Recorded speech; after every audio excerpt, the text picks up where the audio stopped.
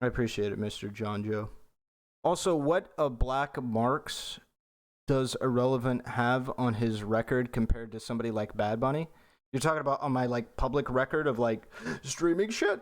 The closest thing that I got is I was in a Discord moderation channel with moderators of Hassan's community, and there was transphobic memes put in there. I didn't put any of the memes in there at all. I was just in the Discord, and they banned me. That's the closest thing that I think I have. I mean, if you ask certain people, me being involved in the N-word Andy topic on Destiny's side is, you know, enough to hang me on, but I mean, that's the closest thing to controversy I've had. Fellowship expands. Praise the sub. By contribute, I mean out there and help them out, sure. If you chat in her chat, Irrelevant gonna get your ass, sure. No, not with money. What do you mean? Hendo, thank you for the first time sub and your primer. I appreciate it. Your record is too clean, kind of sus, my dude. Well, I talk about it all the time. I currently and actively off stream hang out with people that are pretty massive degenerates. Like, I'm pretty open about that. I actively, when I am done with this stream, am probably gonna jump into a chat room with people that actively say like racial slurs and shit. I just don't care because we play video games. The fuck do I care? But yeah.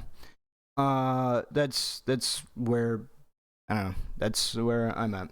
Going back to this clip, it's not an issue of not enough are progressives. He's talking about why it took progressives so much to fight for Biden's agenda, and Biden didn't fight for it. And 2 senators were allowed to knock it the way the fuck down with little effort, with no better explanation than obviously covering for corporate interest.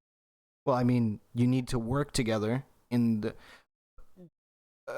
Jude, I mean, do you think that, like, when AOC did the abstaining Monk-level vote... patience. Nice, thank you. Do you think that when, Jude, do you think that when AOC did the abstaining vote, like, she was, like, covering for, like, deep state agents? It's not that deep, all right? The fact of the matter is politics is a game that, like, people need to work together on, right? And...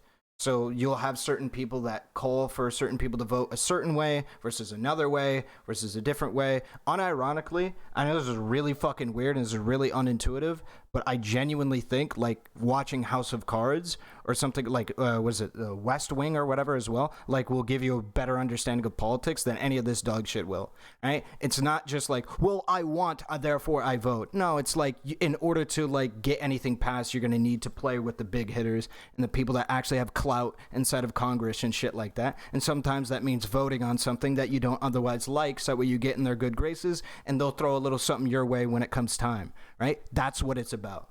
Unironically, that's what it's about. So yeah, AOC even discovered this when she went into office. It was incredibly transparent. Unsated. Thank you for the 2 months, by the way.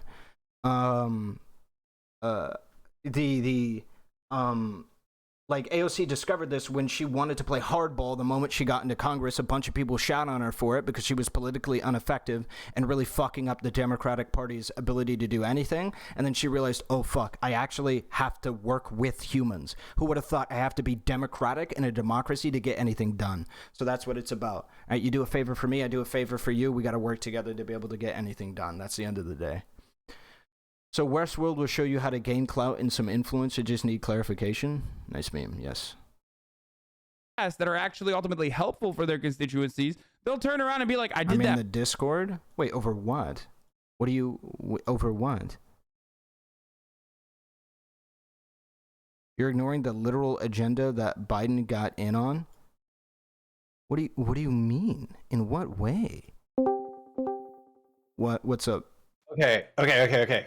First of all, oh, hold on, I gotta pause your shit. Lol, classic rookie mistake. So first of all, thanks for talking to me. To mention AOC's abstaining thing, you could easily toss that aside as just trying to preserve her voting record after she saw that the vote itself was going to be a colossal landslide towards actually going ahead and voting for the Israeli shit. But that's not my point. Earlier, you were saying to the effect of like, I'm trying to backtrack a little bit before the pixel stuff. You're basically chalking it up to like people don't want to have to pay taxes or things of that nature, but there were provisions in that bill that had nothing to do with taxes, like the I wasn't. ability. Hold on. I wasn't talking about Go ahead. this Go ahead. bill. I'm sorry. Go ahead. Yeah, I wasn't talking about this bill specifically. There was people in the chat talking about how all of these situations are chalked up to like monopoly influences or oligarchical influences or what have you. And I gave an example of one circumstance where, like Medicare for all, where there's reasonable people that do not want to engage in this kind of behavior, not for a reason that like they're being brainwashed by like powerful elites. That's my point. Is not every single thing that you do not agree with that the voting populace does comes from the powerful elites, right? That it could just be uneducated voters or voters that simply disagree with you politically at the moment and that you need to politically activate in order to be able to get on your side. That's just it. Okay, but in the so to dial it back in Enjoy towards the your bill that he's stay. literally talking about, right? There were aspects in there that Manchin and Cinema both, as opposed to saying like I don't want to have to raise taxes to do something like this. There were things in there that had nothing to do with taxes, like allowing Medicare to be able to negotiate drug prices. Like that's actually something that would have saved the country money. Yeah. And there's literally nothing there that you could point to and go like, we're going to make people's lives better by not allowing that to occur in the first place. Well, So that's when there are certain. I'm just.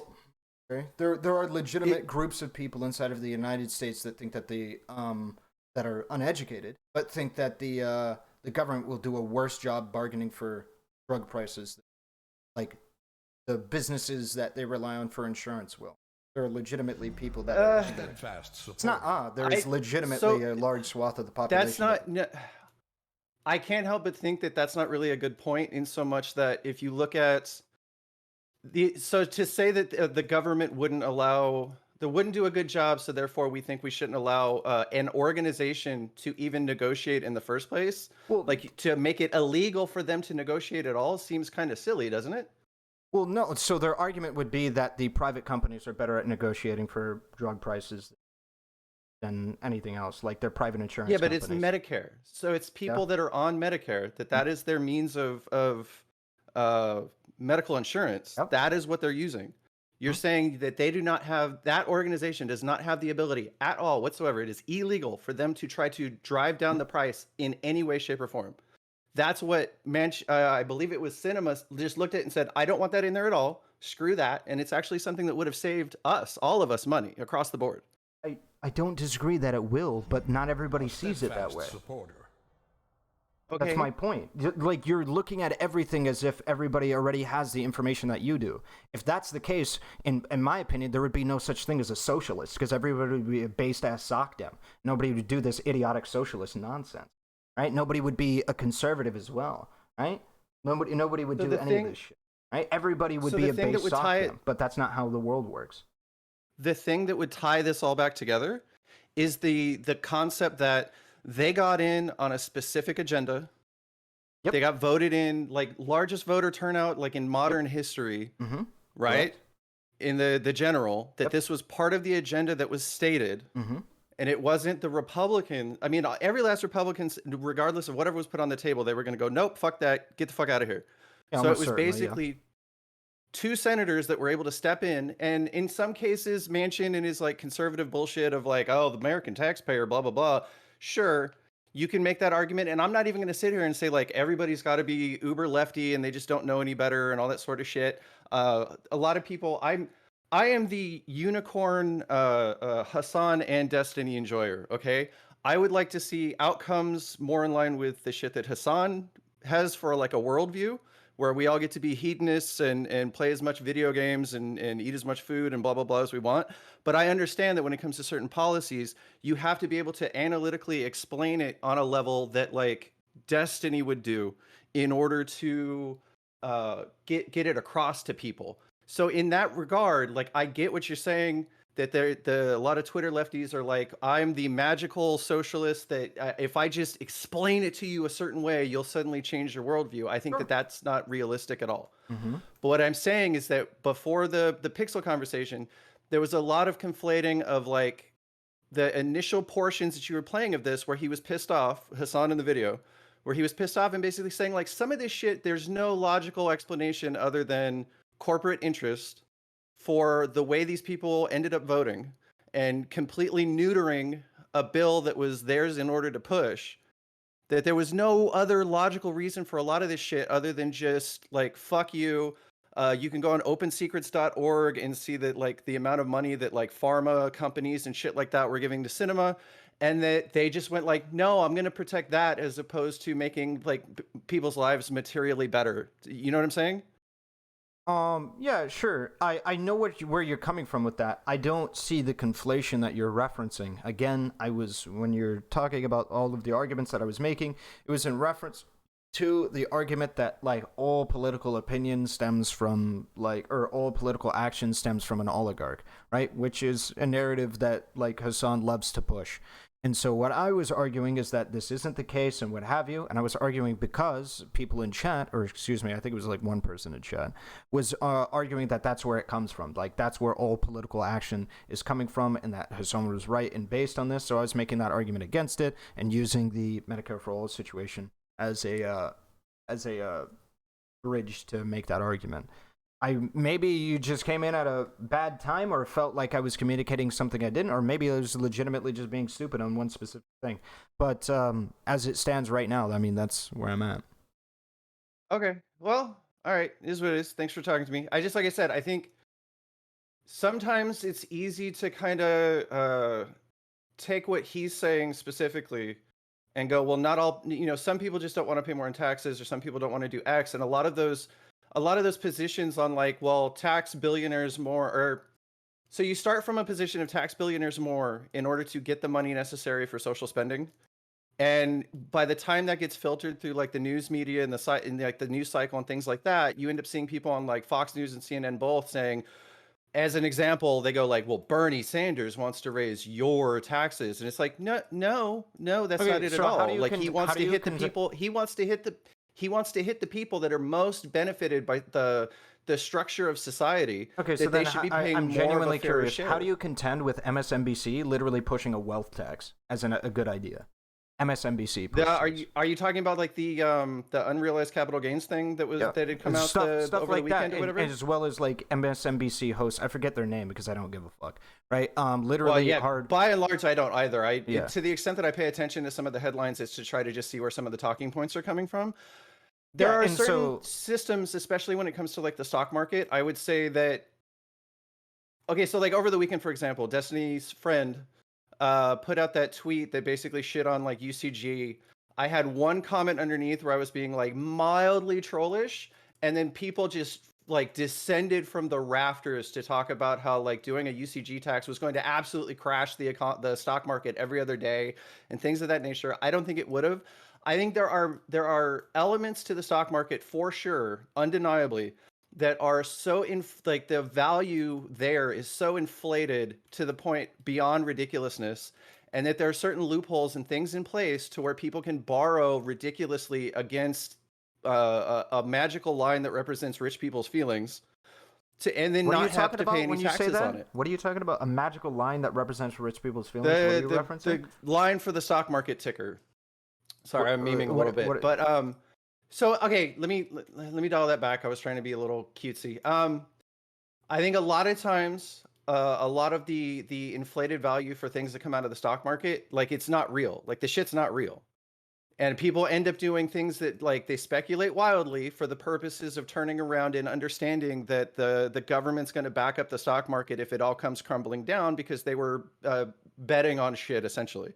I'm being overly simplistic in my explanation, mind you. I understand that there's market forces and blah blah blah. My point was that with the UCG shit, it was designed to draw out money for social spending. Okay, that was the whole goal. It was designed to be a pay for some of the things that were going to be in the reconciliation bill that Manchin was like, I don't want to have to raise taxes on people in general. That sort of like innocuous statement.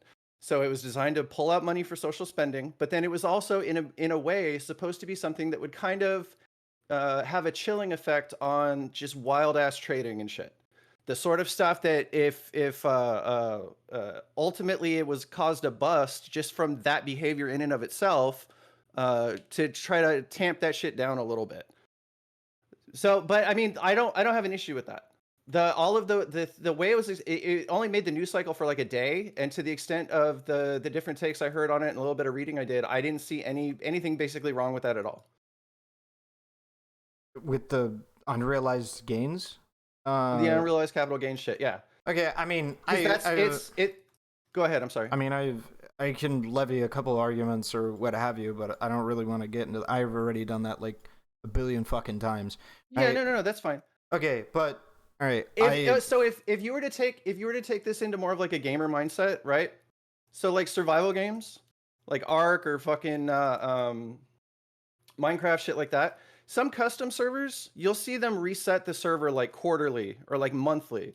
So that like, because some people have like giant fucking citadels, they've got all the dinosaurs possible tamed, they've got all the best shit. And if you come in there and you're starting out, right, you don't have a fucking prayer in the world because somebody can come along and squash you with your little twig and your little loincloth and like stomp you into oblivion. So occasionally what they do is they just reset everything so that people have like a little bit better of a chance. So I think a lot of the talk about wealth taxes and things of that nature is to try to draw back on some of the like ridiculous inequality that does exist. I know like why a wealth tax is. I know why people push for a wealth tax. The argument is that a wealth tax isn't an effective way of doing what you want to do. That would be their argument.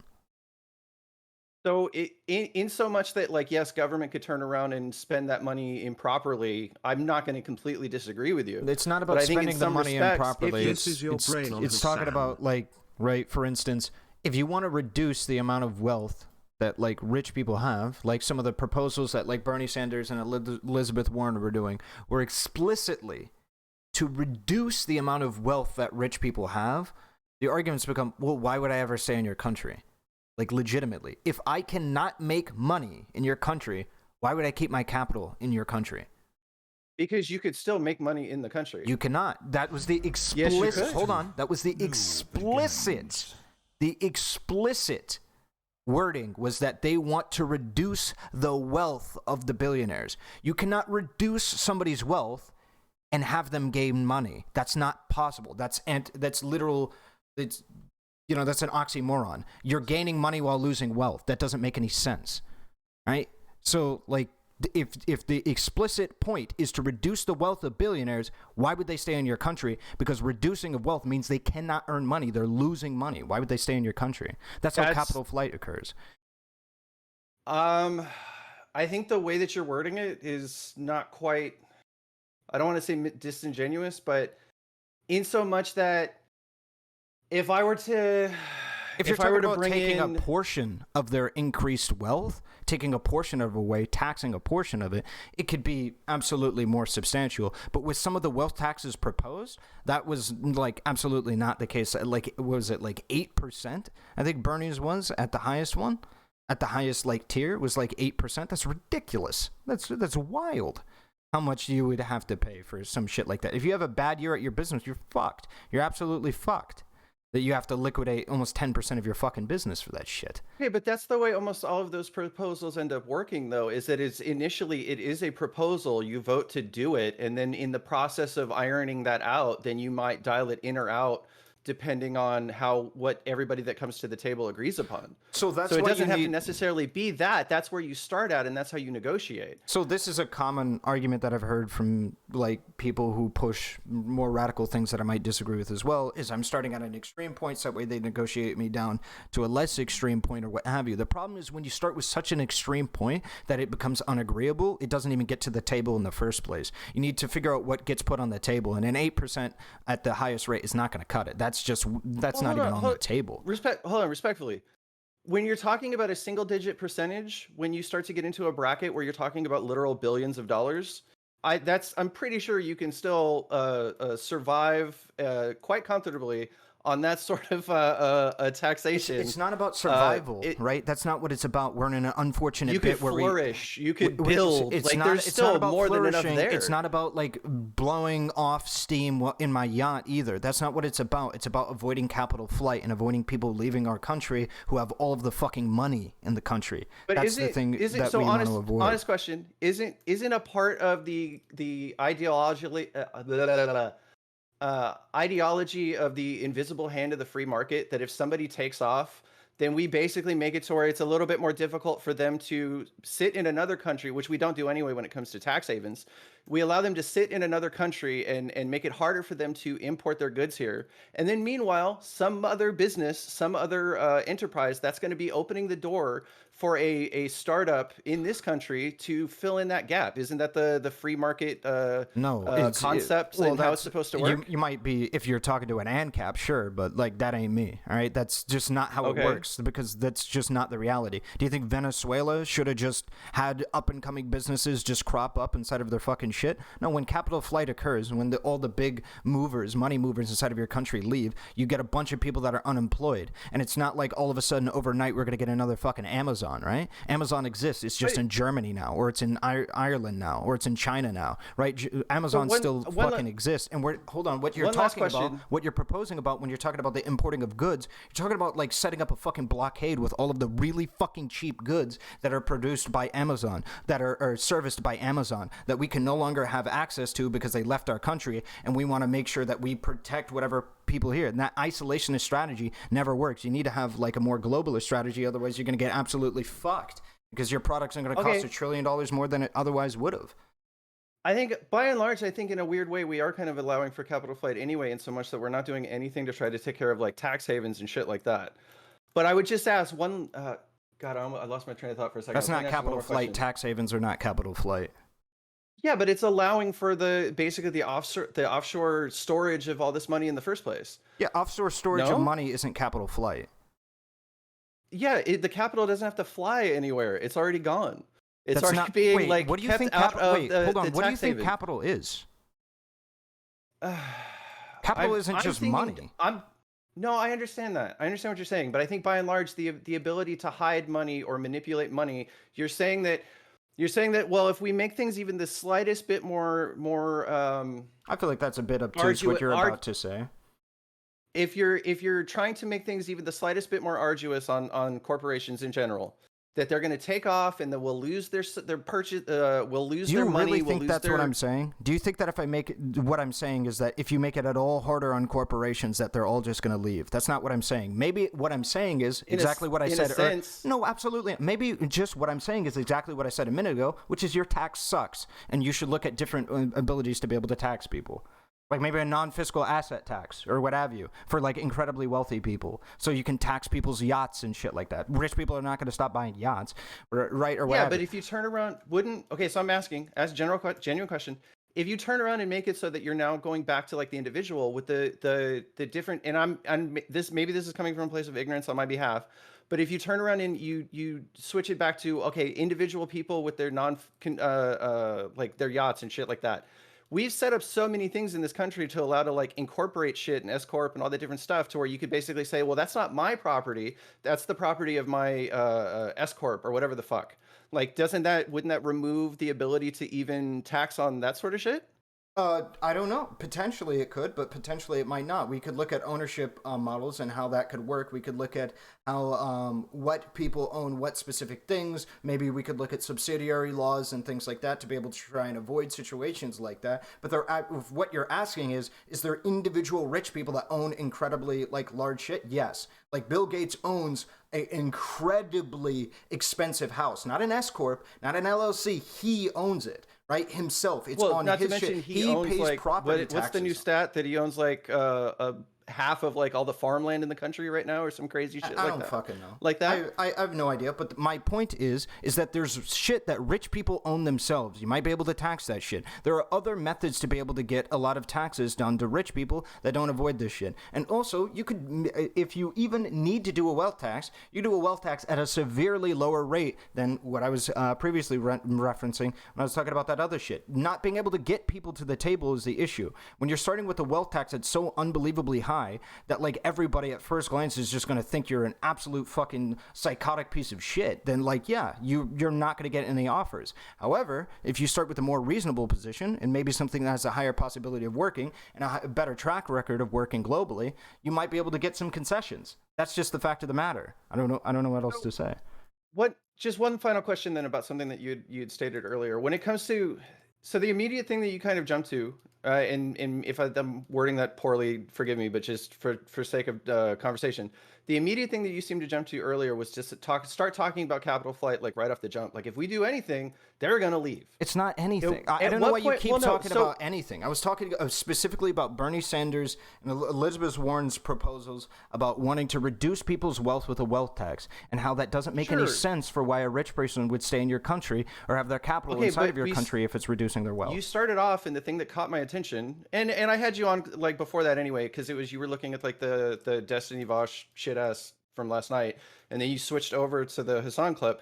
The thing that started off all this talking about the Hassan thing, and your critique of that was to say that the oh, it's like taxes and blah blah blah, and I'm like, part of the conversation there, you started jumping to like just the notion of capital flight in general, and what it seemed like from the viewer perspective, is that I'm just wondering and curious. Let me just get to the question then. I'm just kind of wondering and curious, like at what point do we kind of stop having this notion of like, well, if you do X, Y, or Z, they're gonna leave, and it's at a certain point it should be like you decide to go ahead and play hardball and just say, well, yeah, go. Okay, like, no, like we'll have something else fill in the gap. No.